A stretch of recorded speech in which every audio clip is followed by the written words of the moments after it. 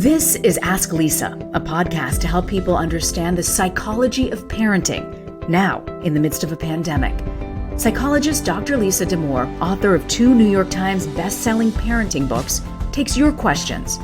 And I'm co-host Rena Ninan, a journalist and mom of 2. Some of what we talk about comes from raising children ourselves. Most of the time, I'll be getting answers to your parenting questions. So send your questions to AskLisa at drlisadamour.com. Episode 13, How Do I Get My Kid to Do Homework?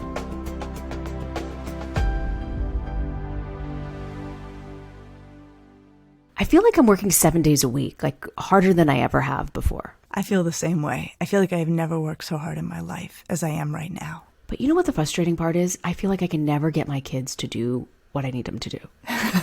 Like you're working triple overtime and they're it's not picking up their own slack. Triple overtime. That's why I took some satisfaction in seeing this in our inbox from a mom who wrote this letter, which just hit so close to home for me. It says, I'm a new podcast listener and have been really enjoying your show. My question is regarding my 5.5-year-old who's currently attending in-person all-day kindergarten. He takes a bath after coming home, and then it's playtime or screen time until dinner time. Bedtime routine starts after dinner. He's been having homework with kindergarten that's assigned on Fridays, and it's usually due the following Friday. Previously, I've been able to get him to finish the homework on weekends, so we haven't had to worry about it during the week. The most ideal situation, in my opinion. However, the increase in homework load, we've been splitting it up to be done over a couple of days. He has been adamant about having his play or screen time first, then dinner time. And only then will he willingly do his homework. Here's my gripe. Doing his homework before bedtime when he's already tired from the day. And number 2, I'd like to establish the habit of work before play. But I also understand that he'd like to rest before doing work. Because come on, we adults feel the same way, right? How do I find a good compromise that sets a good habit without him developing resentment towards the task of doing homework, so he's not doing homework right before bed when it's evident he's tired? Okay, this letter is amazing. Right? It hits on so many things that I feel right now I'm struggling with. Well, and it hits on all of these sort of essential elements of kids and homework and routine and reward and rest. Yeah. And what I love is you've got this mom who gets it that even with a 5-year-old, we want to be thoughtful about the patterns and habits that get laid down around how homework gets done. And I love that we can take, let's think it through for her kid, but then the things that we will think through and that she actually puts on the table really do stretch all the way up through, middle school, high school, college, and work life, beyond, kindergarten and elementary school. It's pretty remarkable, First off, really. Homework in kindergarten, wow. Can I just say, I didn't even realize kids were getting homework in kindergarten. But to her point, like what parent doesn't want their kid to come right away home? Okay, fine, I'll give you 10 minutes, have a snack, but start your homework so none of us have to worry about this anymore. Well, and that is probably an adjustment that she should push for here, which is this idea of trying to get homework as early into the lineup in the evening as possible. And it's all new still. They're just transitioning to this idea of weekday homework, so there's room to work. But one thing I have definitely seen in my work as a psychologist is at any age, the later it gets that homework begins, the worse it all goes.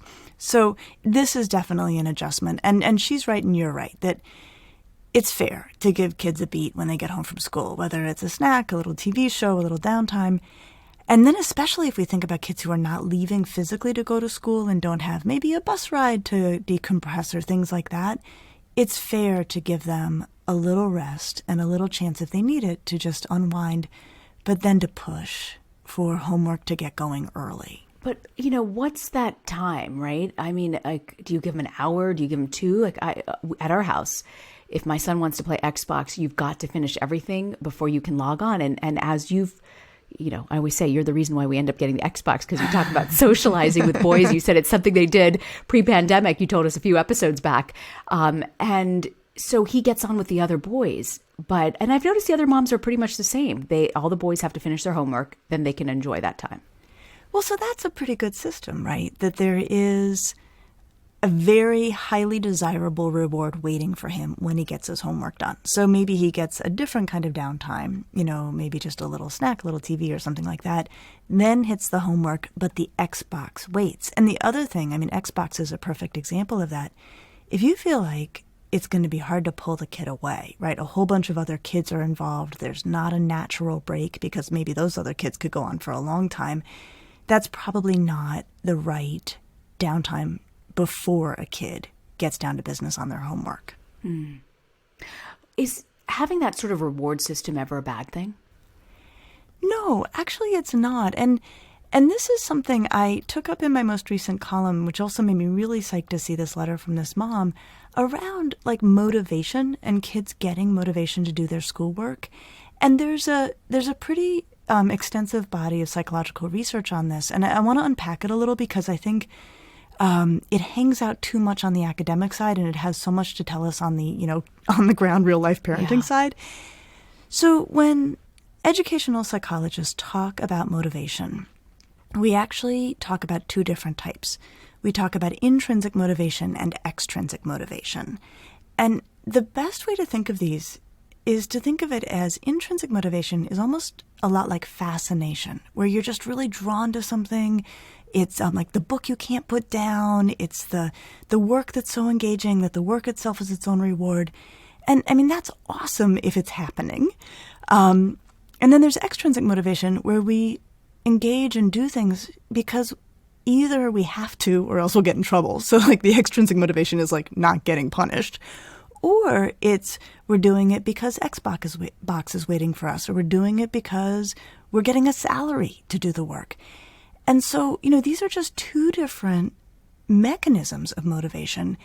And the only place I think where this can go wrong, and this sometimes happens, especially in educational circles, is this sense that like the better one is the intrinsic one. It's better if you have intrinsic motivation. And well, it is because it's effortless and it's, nice to have intrinsic motivation. But you can't always get there, right? Kids don't always have intrinsic motivation, or sometimes they love one subject more than another, or they're really into something on Monday but not Wednesday. And so what I like to think about, and then we can get really practical about what this looks like, what I like to think about is stacking the deck for intrinsic motivation, and we know what we can do, but really helping kids think about these as two different gears that just move them down the academic road, and that they, at their best, students learn to switch between these gears. Like when they've got intrinsic motivation, they ride on that. And when the intrinsic motivation is dried up or gone or not showing up, they can switch into extrinsic motivation to still get it done. So give me an example. Like, how do I make this work with school life for them? Okay. So when we say stacking the deck for intrinsic motivation, because truly, if you can get intrinsic motivation, that does make everything a lot easier. The kinds of things that we know really matter are things like giving kids some autonomy, right? So it may be saying to your son, dude, you do have to do your homework, but you can decide the order in which you take it on, or you can decide where you do it, right? If you want to do it at the kitchen or in the dining room or, laying on the living room floor, I don't care. So a degree of autonomy and say makes a difference in terms of kids being into their work. Support, like praise. Even though praise, people are like, whoop, that's extrinsic motivation. Okay, well, it turns out that the right kind of praise actually supports intrinsic motivation. And when we say the right kind of praise, it's got to be sincere. You want to praise effort, not talent. Be like, I see how hard you're working. It's awesome. And it's got to be supportive, not kind of domineering. So it's got to be like, you did such a good job, not you did such a good job, just like I expected you to. So as long as we're in a good place and in a really like kind of heartfelt and generous place with our praise, and it's real and it's true and it's really admiring the kid, that really helps. So those are the things we can do. And also making sure our kids feel like they have a grip on the work. Like when the work is way too hard or overwhelming, there's not going to be intrinsic motivation. I want to back up for a second. When you were talking about praise the effort, not the talent. Why is that so important not to say like, oh, wow, look at it. You're so great at reading. Wow. Why do you say it's so important to praise? Like, I like how hard you're working on this reading. Why is that better to phrase it that way? That's a great question. So there's a super long answer that we might spend time on in another episode around growth mindset versus fixed mindset. And I think some of our listeners will know that that's the area in which I'm working. But the bottom line is praise what kids can control.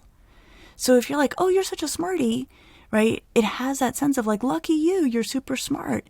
And then when they're struggling, they can have this feeling of like, oh, maybe I'm not so smart, but it doesn't feel like something that they have say over. Whereas if you say, you know what, you're crushing it, and you're crushing it because you are working, then when they're feeling unsure or uneasy, they can fall back on something they have say over, which is how hard they work. But I found when kids struggle with a certain subject, they're bad in math, sometimes they'll be like, oh, I'm so dumb, I can't do this. And you want to help build their confidence, right? I find the more you start doing multiplication facts and long division, you get greater confidence. But you're saying don't focus on telling them how smart they are, even if they feel like they're not smart at all. Probably not. But here's what you could do, right? So any kid who's like, I don't get math, I'm dumb at math, I can't do math. What usually you can point to is some other domain of that child's life where they didn't used to know what they were doing. So you can say, okay, but remember the first time you got your skateboard and like how you fell on your butt like 100 times and then you kept at it? Okay, this is like that. So it's true, you do not know what you're doing. It is true, you feel like you're falling down a lot. But the same persistence that you use to figure out the skateboard is the exact same persistence that is going to come through for you here. So to the topic of getting them to do this, like what really works as a motivator, right? What if there isn't like an Xbox, you know? My son has the Xbox, my daughter doesn't. So she'll play for hours and hours and then at the end realize, oh my gosh, I haven't done my homework yet. So, okay, so this idea of like, if intrinsic motivation isn't happening, which sometimes kids are not like, yay, my homework, like I can't wait to do it, right? Which is often most of the time, they're not like that.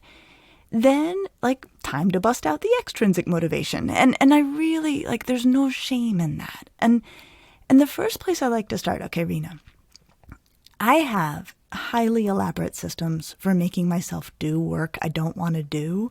Okay, really? But what are yours? Like, I know you have, like, if you have something that you're like, this is a beast, I don't want to tackle it, or I don't want to make that call, or I don't want to do this thing. What have you used in your career and also in your home life, you know, to get yourself to do the things you don't want to do? Procrastination. That's why I'm in the hole that I'm in. It's called procrastination. You mean creating time pressure is what I'll call it. I like how you turn it into such a lovely psychological term, even my struggles. You know, I read this book a while ago and it's like swallow the frog. You wake up in the morning and you do the thing you really hate to do the most. And I use the word hate. It's pretty strong. Like I, in an ideal circumstance, love to work out in the morning. I know I've knocked it out. It'll help me feel good. I'm not always motivated to work out. Or, you know, if I've got a list of things to do, it's the one thing I'm really, really dreading because I'm just not into that thing. I try to do that first or by a certain time. And I find the earlier I do it, I knock it out, I'm done. And then I don't keep thinking about it and it doesn't bring me down. Okay, so you say procrastination, but what you really describe is you grab the bull by the horns, do the nastiest job, and then you can relax into and enjoy the rest of it, is it sounds like what you're describing. So one way we could frame that up, and this is something you can then take to kids, is you actually use the intrinsic motivation for the work you want to do as the reward for doing the thing you don't want to do. So you have a bunch of stuff on your list and you're like, okay, here's the one I don't want to do, but there's all the stuff I do want to do. So even tasks, and this is a really interesting idea, like even tasks and jobs, things that are not obviously playful, can be rewards if you're like, but I'm into those ones. Those are interesting. That will be gratifying. So you do that. And we can actually show kids how to do that. When they're like, oh, I can't even start my homework. You can say, all right, which of this, like, do you find really interesting? And which of this is basically a slog? Okay, here, one strategy is to put the slog stuff first, get it out of the way so you can get to the stuff you like and use the stuff you like as the reward for doing the stuff you didn't feel like doing. Now, I go opposite from you. Okay. I am, okay, so among Which my is true about a lot strategies- in life. But it just shows you, like, there's a million ways to get it right? There's a million ways to get it right. So I am like the queen of the to-do list. And there is nothing There's little in life that gives me as much pure delight as crossing off the last item on a to-do list.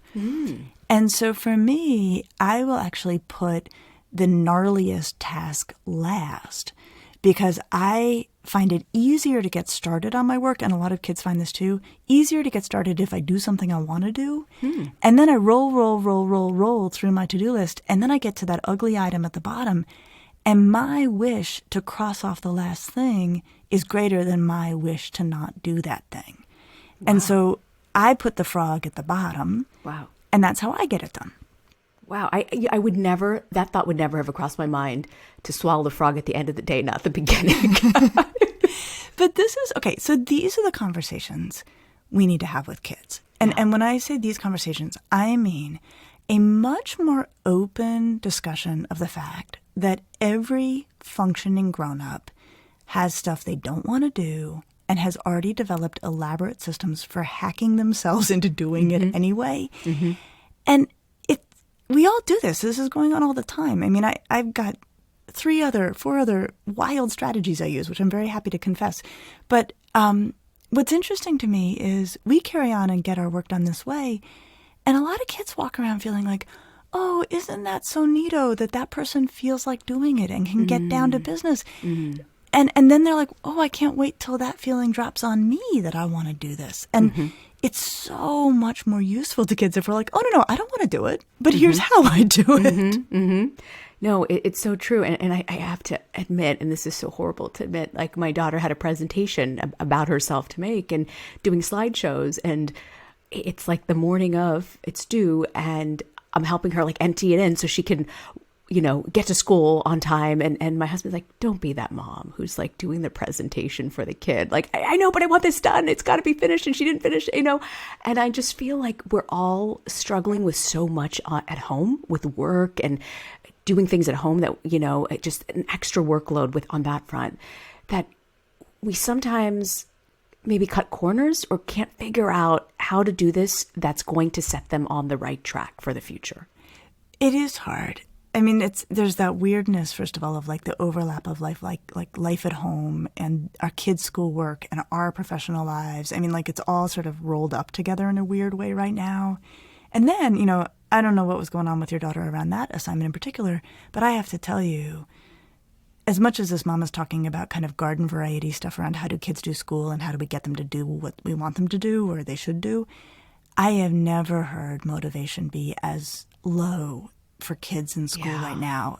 Like, I mean, I've never heard it at these low levels. That here we are, it's like basically early November, and kids are like, I don't want to do it anymore. And you're like, okay, but the year just got rolling. Right. So it's compounded by how hard this year is. And then for some kids, it's not even like in person. And so then it feels that much more hard to get kind of, invested in and get some juice for it. So I think a lot of families are feeling this right now. But, I love when our podcasts are just so relatable to our personal life as adults. And I just think that we're in this, like, it feels like this black abyss. We don't know what to expect. And the fact is, it's going to get yuckier as we continue on. So, like, what needs to happen? Especially as some kids are lucky enough to be in school, others are remote. It is so much harder when you are remote. So what really matters in this point of, is sticking to a routine important? Like, how do you, when you're talking about motivation, what needs to happen to have kids self-motivate? Okay, so let's think about it. Let's come up with a recipe to support kids' motivation, and let's think about all the ingredients. And I think we want to I'm going to try to rattle off as many as I can because how different every family is and how different every kid is. And so I'm gonna set myself the goal of maybe I can come up with 5 or 6 ingredients for your kid's motivation recipe on the idea that some families will need a couple of these, some families will need other ones of these. Okay, so you said a magic word, one of them, routine, right? And this is part of what this mom is asking about, should we change the routine? The answer is yes. So part of how we support motivation is having routinized times when the schoolwork gets done.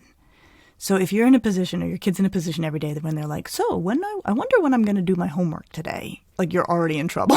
So the first step, or a first ingredient in supporting motivation for kids, is there should be a very predictable pattern, regardless of how they do school. And I actually think for a lot of us, it's all about to get jumbled up again. Even with if new schedules and new systems come down from schools as things get, as the rates rise, put in a routine and put in a routine time for when the work gets accomplished. Like that should not be up for grabs. So that's one. Another one would definitely be praise. Like I actually think we owe it to kids so big right now. If they are upright and trying, I think we should be like, buddy, I see you. You are really working. I know you're not into this. I know you don't dig it. I'm really impressed. I think that's huge. Okay, so we got 2, Rena. All right, 3, trying to support intrinsic motivation in other ways, giving them autonomy. Okay, that's 3. 4, being really open about our extrinsic motivation strategies. Okay, Rena, so you've got swallow the frog first. What else do you have? Like what other rewards, treats? What else do you like? I don't really believe in giving, in our house, we don't at least do allowances, but I guess we kind of have turned into it. We review at the end of the week and we pretend we have an e-bank, and we get very little money, but money, I say, I really loved your behavior on this and this and here. And that's been such a big motivator, to your point of saying, their actions, like applauding their actions can make a difference. So like an e-bank, so like if your son's really buckled down or really, dealing with the difficult situation we're all in, you're saying to him, like, I really see what you're up to. Yeah. I see how hard you're trying. Yes. And then an e-bank, like you give him credits for things. It's like $3 a week that he sometimes uses to buy things on Xbox or whatever. And we say at the end of the month, they can use that money towards something. And money is also deducted if they, hit their sister or had a massive temper tantrum, didn't do their homework or their chores. And we kind of look at the week and see what we like and didn't like. Okay, so there's sort of like let's look back on the week and like, what did you handle well and what did you not handle well? And how can I give you a carrot, right, to keep you going? So, okay, there's that. So that, I think we're on 5. Lost track. So there's that extrinsic motivator. Another one that I think it's kind of 5.A or 5, they're sort of connected, is asking kids what they would find motivating. So you've kind of done that, right? You know that he wants, these E credits. I am always amazed by how creative kids can be. And this especially gets to teenagers where they're struggling if they're having a hard time getting their work done. One of the things I learned from teenagers is a lot of them use, or some of them use, they were telling me, they're like, oh, you just pull up a YouTube study buddy. And I was like, excuse me? What? And so if you go to YouTube and you Google study buddy, what comes up are all of these videos of these very earnest looking, looks like college age students in beautiful libraries, hard at work. And there's a timer so you can time how long you study alongside them. Some of them have music, some of them don't. And so, what they're offering is companionship while you study. You're not by yourself, but it's also not a friend who's going to distract you, because if they FaceTime with each other, they often end up chit-chatting. Oh, well, so what a relief. I thought it was a different kind of friend you were going to be introducing us to. Glad it's not that. It's like a total stranger who you never meet, God. But boy, do they look studious. So stuff like that grown-ups would never think of. Wow. I'm hearing from teenagers works really well. Or, sometimes I've used this personally, but teenagers will do it too. Like going to a place that's somewhat public to work, probably not a coffee shop right now, but, if it's nice, like going outside or in a library, if it's big enough and safe enough, because I think there can be this sense of it's a little embarrassing to surf social media if you're in the library because somebody might see you. So it sort of shames you into just focusing. Wow. So things like that, and really, really talking with kids about it. So I guess let's just call this 6, really, really asking kids what would work for them. So putting forward our own ideas about extrinsic rewards, and then saying, I know this is not what you want to be doing, or I know you just can't face, one more project tonight. What would help? I mean, do you want to tell me what you want for dinner? And if I have it in the house, I'll make it happen. Or do you want me to sit with you? Do you want me to bring my laptop and sit next to you and I'll just work quietly? But really counting on the inventiveness and creativity of kids, And then, of course, like wrapped up in that idea is making it very clear that we're totally at ease with the idea that they need this kind of scaffolding to get the work done, not making it a shameful thing. That's really great advice. Before we go, I want to talk a little bit about our For Children Everywhere. It's a charity that we always like to plug. And this week we decided to plug the GoFundMe account for COVID-19 Relief Fund. I know it can be so uncertain right now, but what we do know certainly is people need help. So be sure to check out our show notes, and we'll have a link there as to how you can help people who are still suffering in a big way from this pandemic. And we also want to announce we've got a special upcoming episode dealing with getting into college. Tell us about that, Lisa. Okay, so we're going to have our first guest, Rena. I'm very excited. It's Jeff Selingo, who is the author of this recent really big book called Who Gets In and Why? A Year Inside College Admissions. He did an unbelievable job of reporting on really what happens inside college admissions, and he's going to join us to answer questions. So we'll call it like Ask Jeff that week instead of Ask Lisa. So what we want people to do is send in your questions to AskLisa at drlisadamore.com about college admissions. And if you have young kids, you can send in questions about like what should we be doing now if that's on your mind. If you have late high schoolers or high school age kids, send them in. And Jeff has graciously agreed to basically do a speed round with us to answer as many as absolutely possible. So send those questions in. That episode will drop late in November. Can't wait for that. He is such an expert, so great to have him on. And to wrap it up, what's your parenting to go this week?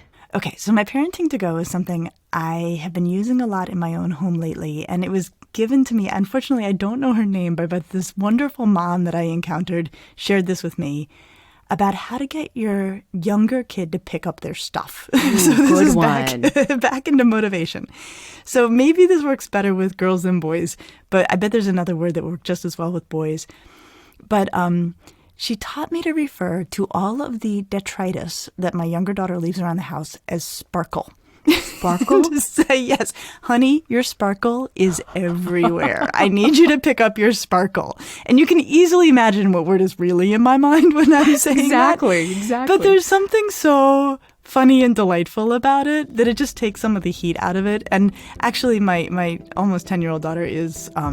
We sometimes nickname her like the Sparkle Fairy, and like it's really well-meaning because she's got this bubbly, huge, funny personality. But then it makes it that much more germane for her when we're like, honey, you Sparkle Fairy, your sparkle is everywhere. Could you put it away? Oh, I love that sparkle. I could use that in my life. Great advice. We will see you next week. And I'll remind everyone to check us out on Instagram and Twitter at AskLisa Podcast. Thank you so much, Lisa. You bet. See you next week. See you next week.